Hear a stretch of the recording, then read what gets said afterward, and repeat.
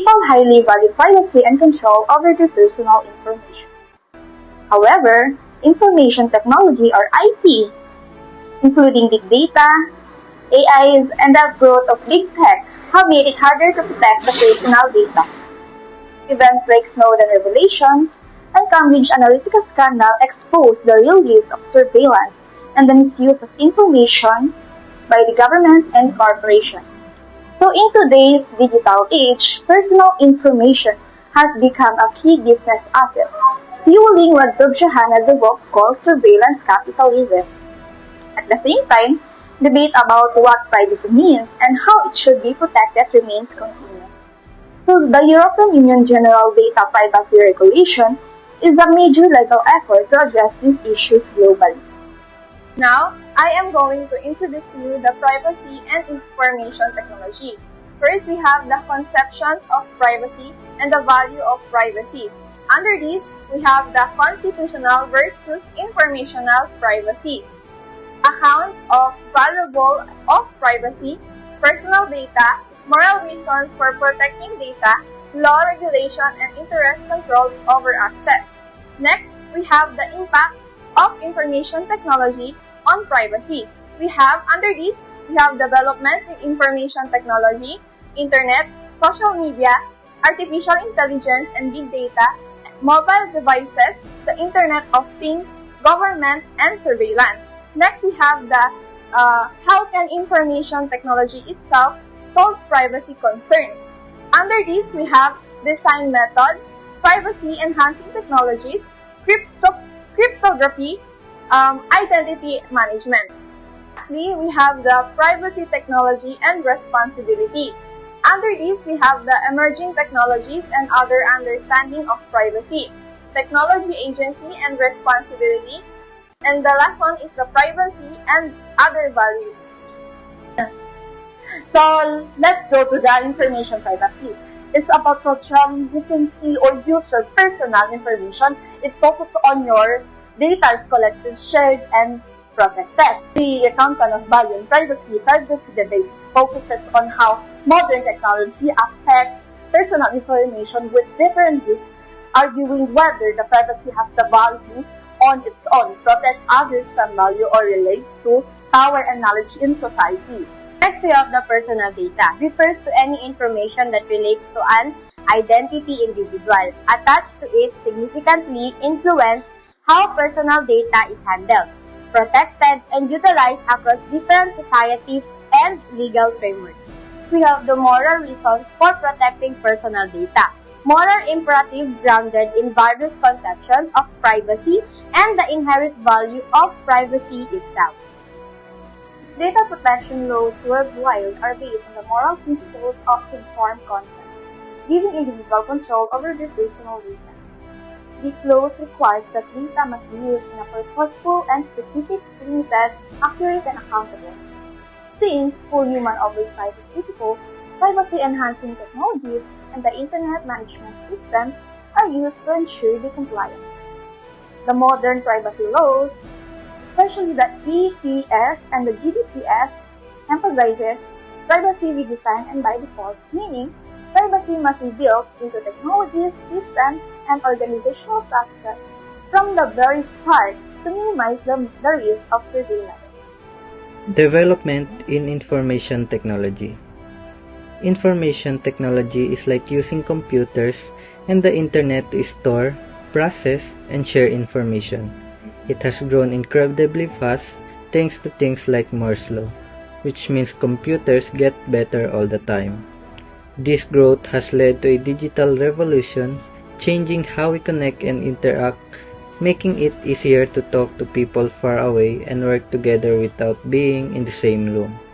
However, this also brings concerns about privacy, risk of online dangers, potential discrimination, and even losing control over our choices as computers make decisions for us. It's not just about the devices themselves, but how we use them and the impact they have on our lives.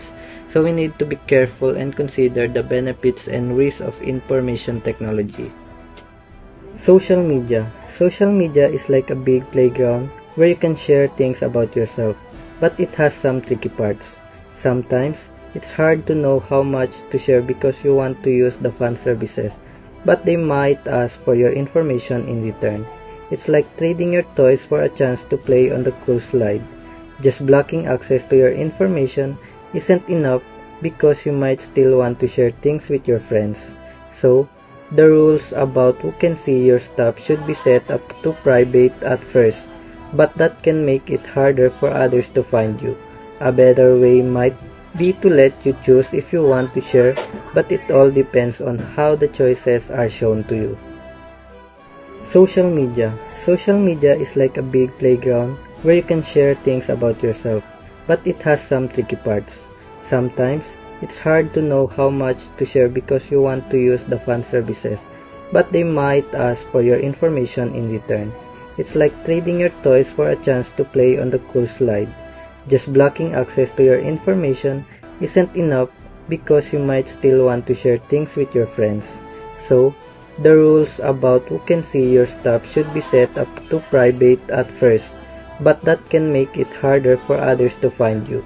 A better way might be to let you choose if you want to share, but it all depends on how the choices are shown to you.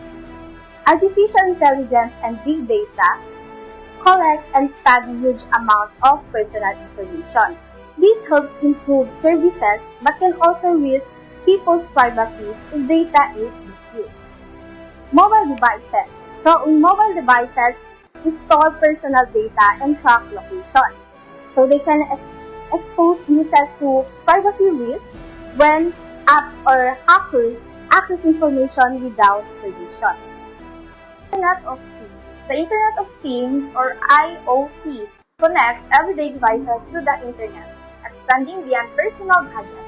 RFID chips used in passports and products can store sensitive data and risk tracking data.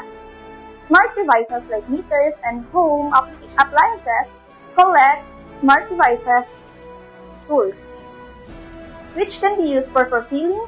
While these technologies offer convenience, they raise privacy and autonomy concerns, especially when devices have features like microphones and users may not be aware of. Next, we have e-government. It means using technology to make government services easier and faster, like online forms, passports, and voting. But in online voting, keeping votes private is harder. That's why privacy is important to keep elections fair and safe from outside influence. So for surveillance, the monitoring or observing people's activities, movements, communication, often using cameras or technology to ensure safety, security, or gather information.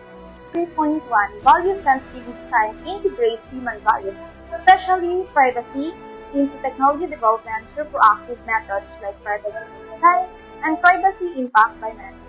So these approaches aim to embed privacy awareness into organizational culture and ensure compliance with standards such as PCI, DSS, ISO, and EU privacy rules. However, broad guidelines require careful interpretation and implementation challenges like software bugs can still threaten privacy. Emerging tools such as the Privacy Coach seeks to enhance user consent and understanding, highlighting the importance of design and thinking of transparency. 3.2 Privacy Enhancing Technologies, or the PETS, like TOR and Freenet, use cryptographic methods and K-anonymity to protect user anonymity online. Despite their benefits, they have risks such as security vulnerabilities and complex configuration. Another method, data anonymization, removes personal identifiers but often struggles to maintain both privacy and data usefulness. Newer techniques, the synthetic data and differential privacy, as to better balance data accuracy with individual privacy and protection. Next, we have the cryptography. It means protecting information by using secret codes, so only the right person can read it. Before, people used simple codes like the Caesar cipher.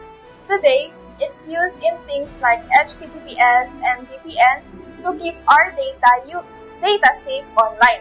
new methods like homomorphic encryption, where it can protect data even while it's being used, and also the blockchain uses for cryptography to keep cryptocurrency transactions safe and private. And lastly, we have the identity management. It is about how we protect and control our online accounts. Single sign-on like logging in with Facebook or Google, it is easy but it can risk our privacy.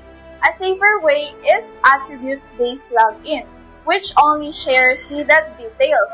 And now, self-sovereign identity lets people own and control their digital identity using blockchain technology. We have the emerging technologies and our understanding of privacy. Emerging technologies are a brand new rapidly developing innovation that have the potential to profoundly change society and business.